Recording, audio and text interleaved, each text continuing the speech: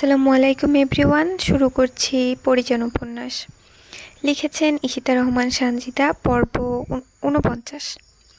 সময়কাল ২০০৮। সিমেন্টের মলাতে আবৃত খাটটাটা মুস্কান বন্ধ করে। দীর্ঘশ্বাস ফেলে টেবিল থেকে উঠে দাঁড়ায়। চোখের চশমাটা খুলে খাতাটা আগের জায়গায় রেখে কক্ষ ত্যাগ করে রান্নাঘরে আসে। শোভন এসে মায়ের কাছে আবদার করে সে নুডলস খাবে, তাই সে চুলায় গরম পানি করতে দিল। অপর চুলাতে চা বসিয়ে দিল। আগে নুডলস রান্না করে তারপর চা বানিয়ে ছেলের কাছে নিয়ে এলো। একটু ফুরসত পেল না সে। কলিং বেলের শব্দে সে আবার সেদিকে গেল। দরজা খুলে দেখতে পেল ঘর্মাক্ত ক্লান্ত পুরুষটিকে। হাতের অ্যাপ্রনটা মুস্কানের হাতে দিয়ে পুরুষটি ঘরে ঢোকে। বাথরুম থেকে পরিপাটি হয়ে বের হতে মুস্কান প্রশ্ন ছড়ে, নুরনগর গ্রামটিকে তুমি চেনো নাইম? সচকিতে তাকালো নাইম। কেন বলো তো? গত সপ্তাহে আমি একটা ইন্টারভিউ নিতে জমিদার বাড়িতে গিয়েছিলাম।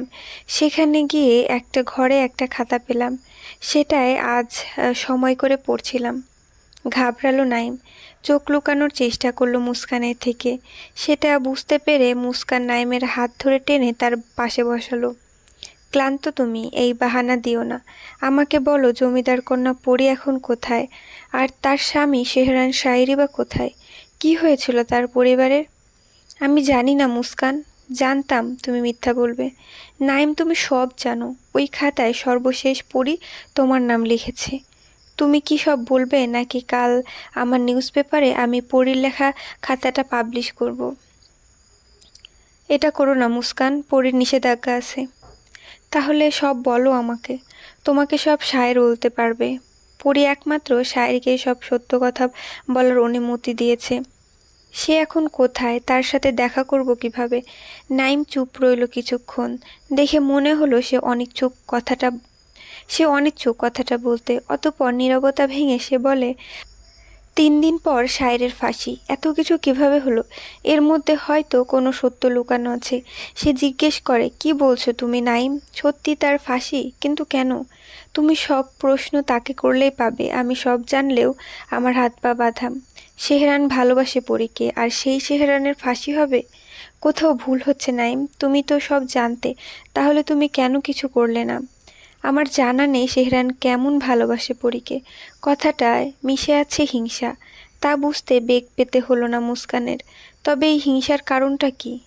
নাইমের পুরুষালী মনে কেন এই হিংসার সৃষ্টি? তুমি না জানলেও আমি বুঝতে পারছি। নাইম মেয়েটার চেহারা ঝলসে গিয়েছিল আগুনে। তারপরও শেহরানের ভালোবাসা একটুও কমেনি।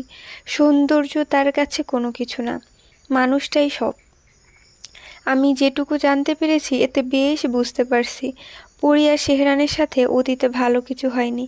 আমাকে ৩ দিনের মধ্যে সব সত্য জানতে হবে। আমি শেহরানকে বাঁচাবো এবং তার পরীর কাছে ফিরিয়ে দেব। নাইম এবার রেগে গেল ভীষণ। সে উঠে দাঁড়িয়ে বলল, শেহরান, শেহরান, শেহরান, মাথা খারাপ করো না। যা বলার সেই বলবো তোমাকে। মানে এখানে বলতেছে, নাইম মুস্কানকে বলছে যে শেহরান শেহরান করে মাথা খেও না আমার। সাভার থানায় গিয়ে দেখা করে নিও। ওর হাতে বেশি সময় নেই। মুস্কানের হাত পা কাঁপতে লাগলো। না জানি শায়ের এখন কোন পরিস্থিতিতে আছে। পেশায় মুস্কান একজন সাংবাদিক। সেই সুবাদে দেশের বিভিন্ন স্থানে যায় তথ্য সংগ্রহ করার জন্য, যা পরবর্তীতে ওদের পত্রিকায় প্রকাশিত হয়। নুরনগরের পরিত্যক্ত জমিদার বাড়ির তথ্য সংগ্রহ করতে সে গত সপ্তাহে গিয়েছিল। মুস্কান জানতে পারে নাইম প্রায় ১০ বছর আগে সেখানে গিয়েছিল। এজন্য মুস্কানের আগ্রহ বেশি ছিল। তাই নিজের দলের সাথে অভিযানে নেমে পড়ে সে। সেখানে পরীর ঘরে একটা খাতা তার চোখে পড়ে। খাতাটা খুলে সে সোনালি লেখাগুলো কিছুটা পড়েছিল, তবে সম্পূর্ণ পড়তে পারেনি। তাই খাতাটা লুকিয়ে সে নিয়ে এসেছে। শুধু সোনালি নয়, রূপালি এবং পরীরও লেখা আছে, যা সম্পূর্ণ পড়তে গিয়ে অসংখ্যবার চোখ মুছেছে সে। সে ভেবেছিল নাইম এই ঘটনার আংশিক জানে, কিন্তু সে ভুল। নাইমের কথা শুনে এখন সে বুঝতে পারছে নাইম নিজেও এই বিষয়ের সাথে জড়িত। ঘটনার সত্যতা যাচাই করার জন্য শায়েরের সাথে তার দেখা করা জরুরি। শায়ের ঠিক কতটা দোষী তা সে জানতে চায়। শোভন মুস্কানের কাছে এসে বলে, আম্মু আমার ঘুম পেয়েছে। মুস্কান শোভনকে নিয়ে তার ঘরে চলে গেল। খুব যত্নে শোভনকে ঘুম পাড়িয়ে দিয়ে সে নিজ ঘরে ফিরে এলো। কপালে হাত রেখে চোখ বন্ধ করে শুয়ে আছে নাইম। ঘুমায়নি সে। মুস্কান তার পাশে গিয়ে বসে। শোভন, কে নাইম? হঠাৎই কারো গলার স্বর শুনে চমকে তাকায় নাইম। মুস্কানের দিকে সে তাকিয়ে থাকে। মুস্কান আবার বলে, পিকুলি কি আমাদের শোভন? নাইম মাথা নাড়ালো। শান্ত দৃষ্টি মুস্কানের। একটা মানুষ এত ভালোবাসতে পারে তা আমার ভাবনায় কখনো আসেনি নাইম। সোনালির জীবন দুর্বিষহভাবে কেটেছে, রূপালিরও তাই, কিন্তু পরি তার জীবনে সবচেয়ে সেরা মানুষটাকে পেয়েছে। এত নিখুঁত ভালোবাসা আমি এই প্রথম দেখছি। নাইমের রাগ যেন কমে এলো। সায়রের কথা শুনে নিজেকে ঠিক রাখতে পারবে তো?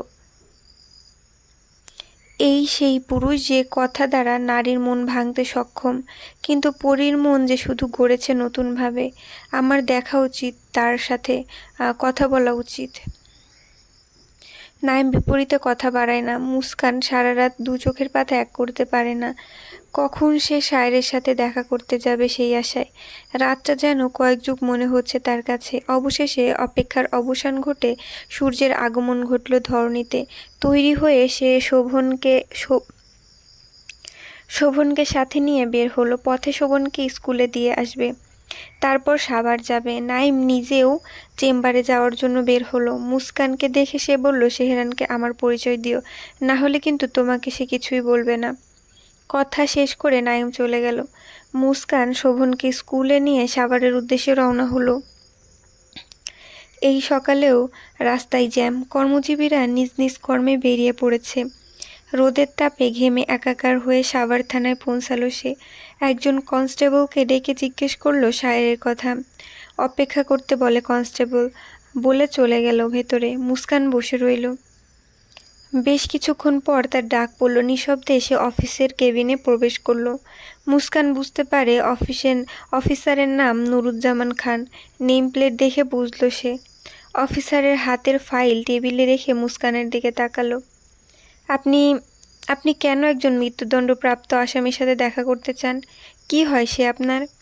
আসলে আমি একটা আর্টিকেল লিখতে চাইছি, সেটা নুরনগরের জমিদার বাড়িকে নিয়ে। তো সেই বাড়ির সাথে সেহরানের সম্পর্ক আছে, তাই আমি তার সাথে দেখা করতে চাইছি। কিন্তু আমাদের তো অনুমতি নেই তার সাথে কারো দেখা করতে দেওয়ার। আমি একজন সাংবাদিক, তাই আপনাদের উচিত আমাকে আমার কাজটা করতে দেওয়া। না হলে জানেনই তো, নিউজ পেপারের ভুলভাল তথ্য ছাপাতে আমরা একদমই সময় নিই না। হতে পারে কালকের ব্রেকিং নিউজ আপনাকে ঘিরেই হতে হবে। অফিসার হাসে। সত্যিই এই সাংবাদিকের কোনো তুলনা হয় না। বাড়িতে যদি চুলায় ভাত বসানো হয় তাহলে তারা সেটা খবরের কাগজে ফুটিয়ে প্লেটে পরিবেশন করে দেবে। তবে মুস্কান তার পূর্ব পরিচিত, কোনো এক ইন্টারভিউতে দেখা হয়েছিল তার, তাই তিনি বেশি কিছু বললেন না। মুস্কানকে নিয়ে চলল সে সেলে। সায়রকে রাখা হয়েছে, সেখানে তিনি নিয়ে গেলেন। চোখের চশমাটা ঠিক করে চারিদিকে দেখতে দেখতে সে নুরুজ্জামানের পিছন পিছন গেল। চলতে চলতে সে জিজ্ঞেস করে, ঠিক কি কারণে সেহরানের ফাঁসি হচ্ছে? জমিদার আফতাব আর তার ভাই আখির, তাদের কয়েকজন কর্মচারী এবং আফতাবের কন্যা রূপালীকে হত্যার দায়ে তার ফাঁসি হচ্ছে। পা দুটো আপনা আপনি থেমে যায় মুস্কানের। মুস্কান আর কিছু জিজ্ঞেস করে না। মনের সব প্রশ্ন সে সায়রের জন্য সাজাতে লাগলো। সে আবার হাঁটতে লাগলো। কয়েকটি গলি পেরিয়ে নুরুজ্জামান একটা সেলের সামনে এসে দাঁড়ালো, যেখানে আলো বাতাস কিছুটা প্রবেশ করতেও পারে না। ভ্যাপসা গন্ধ আসছে সেখান থেকে। মুস্কানও সেখানেই দাঁড়ালো। নুরুজ্জামান লোহার শিকে হাত রেখে সায়রকে ডাকে, সেহরান, তোমার সাথে একজন দেখা করতে এসেছে। কিন্তু সে কোনো প্রকার সাড়া দিল না। নুরুজ্জামান কয়েকবার ডাকলো, কিন্তু সায়র আসলো না। দরজার তালা খোলা নিষিদ্ধ, তাই মুস্কানকে সে বলে উঠল, এর বেশি আমি কিছু করতে পারবো না। মানে সেহরান সাহেব যে সেলে আছে সেই সেলের তালা খোলা যাবে না। তাই মুস্কানকে নুরুজ্জামান বলল, এর বেশি কিছু সে করতে পারবে না। সায়রের ইচ্ছা হলে সে আসবে, না হলে নেই। তাহলে আপনি চলে যান, আমি সব সামলে নেব। নুরুজ্জামান থাকতে চাইলেন, কিন্তু মুস্কান তাতে বাধা দিল। তারপর তাকে বুঝিয়ে পাঠিয়ে দিল। মুস্কান অন্ধকারে শুধু শায়ের অবয়ব দেখতে পাচ্ছে। সে নিম্নস্বরে বলল, দেখুন, আপনি আমাকে চিনবেন না। আমি মুস্কান, নায়েমের স্ত্রী। আমি পরীর ব্যাপারে আপনার সাথে কথা বলতে চাই। দয়া করে সামনে আসুন, আপনার সাথে জরুরি কথা আছে। এবারও আশানুরূপ কোনো জবাব সে পেল না। হতাশ হয়ে মুস্কান দাঁড়িয়ে রইল। কিছুক্ষণ পর লোহার শিকল টানার শব্দ পেল সে। দেখার চেষ্টা করলো ভেতরের দৃশ্য। শায়ের এগিয়ে এসে শিকে হাত রাখে। মুস্কান অবাক চোখে শায়েরকে দেখে। এটা সেই প্রেমিক পুরুষ যে তার ভালোবাসার জন্য পুরো দুনিয়ার বিরুদ্ধে যেতে প্রস্তুত। পুরো পৃথিবীকে পায়ে ঠেলে সে পরীর সামনে হাজির থাকে, যার কাছে পরীর সৌন্দর্য থেকেও পরী ঊর্ধ্বে। মুস্কান ভাবতেও পারেনি সে এই পুরুষটির সামনে আসবে, তাও এত তাড়াতাড়ি। পরীর খাতায় লেখা তার মালি সাহেবের বর্ণনা মনে পড়ল মুস্কানের। সেই মায়াময় চেহারা, সুদীর্ঘ পল্লব বিশিষ্ট আঁখি যুগল, যা সুরমা দ্বারা এখনো বেষ্টিত। মুস্কান কিছুক্ষণ অপলক দৃষ্টিতে দেখতে লাগলো শায়েরকে। লোহার শিকল দিয়ে আবৃত দেহখানা ধুলোবালিতে পরিবেষ্টিত। চুলগুলো উস্কো খুস্কো, মুখ ভর্তি দাড়ি, অদ্ভুত প্রাণীর মতো দেখাচ্ছে তাকে। শায়ের মুস্কানকে বলে, ডাক্তারবাবুর স্ত্রী বলেই আপনাকে একটুখানি দর্শন দিলাম, তবে এখন আপনি আসতে পারেন। মুস্কান বাধা দিয়ে বলে, দয়া করে যাবেন না। আমি পরীর খাতায় ওর লেখা পড়েছি। সব কিছু সেখানে লেখা নেই। সম্পূর্ণটা আপনি ভালো বলতে পারবেন। আমি জানতে চাই, পরীর মুখে আগুন ঝলসে গেল কিভাবে? পরিজনের খাতা আপনার কাছে? মুস্কান শায়ের প্রশ্নের জবাব না দিয়ে বলে, শেহরান শায়ের, পরীর মালি সাহেব। কিন্তু শেহরানের পরিজন, সে এখন কোথায়? তার মালি সাহেবের এই অবস্থায় সে আসবে না। মৃদু হাসে শায়ের। মুস্কান সেই হাসির মর্মতা বুঝতে পারে না। এতক্ষণ চুপ থেকে শায়ের মুখ খোলে, পরিজনের ব্যাপারে এতটুকু জানেন আপনি? তাহলে সে কেন আপনার কাছে আসলো না? সে তো আমার কাছেই আছে, আমার অস্তিত্বে মিশে আছে সে। স্বয়ং আল্লাহও চায় না আমাকে পরিজনের থেকে আলাদা করতে। দুনিয়াতেই তো আপনারা আলাদা হয়েছেন, এখন তো আপনার কাছে পরি নেই। আবারও হাসে শায়ের। তবে তার এবারের হাসি প্রগাঢ়তা অনেক। সে বলে, হাসছেন যে? আমরা দুনিয়াতে আলাদা নই, আমাদের দুনিয়াই আলাদা। নড়ে দাঁড়ায় মুস্কান। পরী ঠিকই বলেছে, এই পুরুষটির সাথে কথায় হার মানতে হবে। মানুষকে কথার জালে আটকাতে পারে সে। কেমন দুনিয়াতে আছেন আপনারা? একটা ছোট্ট দুনিয়া, যেখানে নেই কোনো বিশাল সাম্রাজ্য, নেই কোনো হিংস্রতা, যেখানে হবে না কোনো যুদ্ধের রক্তারক্তি, থাকবে শুধু শেহরান আর পরিজনের ভালোবাসার সংসার। ছোট্ট একটা কুটির থাকবে, যেখানে দিন শেষে ফিরে ফিরে পরিজনের দর্শন পাবো আমি। একটা পবিত্র মুখের দর্শনের থাকায় আমি যে সব সময় ছটফট করি। আমরা এখন যে দুনিয়া বসবাস করছি তা এখন বারবার অপবিত্র হচ্ছে, সামনে আরও হবে। শুধু আমার পরিজনের দুনিয়া পবিত্র। তাহলে বুঝুন আমাদের দুনিয়া কেমন আলাদা।